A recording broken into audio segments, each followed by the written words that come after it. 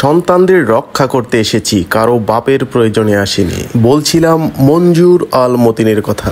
আমরা যাকে একজন সংবাদ উপস্থাপক হিসেবেই চিনতাম, কিন্তু বাস্তবিক পক্ষে তিনি একজন আইনজীবীও বটে এবং একই সাথে তিনি একজন ক্লাসিক্যাল সঙ্গীত শিল্পীও। সাম্প্রতিক কোটা আন্দোলনকে কেন্দ্র করে সাধারণ ছাত্রছাত্রীর যখন একজন আইনজীবী তথা একজন অভিভাবকের দরকার ছিল, তখন ঠিক এই ভূমিকাতেই অবতীর্ণ হন আমাদের সবার প্রিয় মঞ্জুর আল মতিন। এই মঞ্জুর আল মতিন মাধ্যমিক এবং উচ্চ মাধ্যমিকে পড়াশোনা করেছেন ঢাকার রেসিডেন্সিয়াল স্কুল অ্যান্ড কলেজে। তিনি 2004 সালে কলেজ পাশ করার পরে ঢাকা বিশ্ববিদ্যালয়ে আইন বিষয়ে ভর্তি হন এবং প্রথম বিভাগ পেয়ে উত্তীর্ণ হন। পরবর্তীতে বস্তুনিষ্ঠ সংবাদ উপস্থাপক হিসেবে তিনি তার কর্মজীবন শুরু করেন এবং দীর্ঘ সময় ধরে তিনি সংবাদ উপস্থাপক হিসেবেই তিনি তার পরিচিতি তৈরি করেন।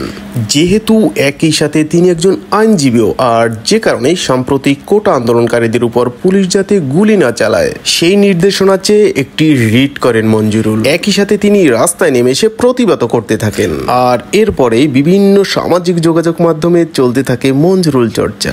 ইউটিউব এবং ফেসবুকে তার কথাগুলো এতটাই স্পষ্ট যা নিয়মিত ভাইরাল হতে থাকে। অনেকেই বলছে সাহসিকতার আরেক নাম এই মঞ্জুরুল। সর্বশেষ রাজপথে তার প্রতিবাদী সঙ্গীত মানুষের মন জয় করে নিয়েছে বহু গুণ।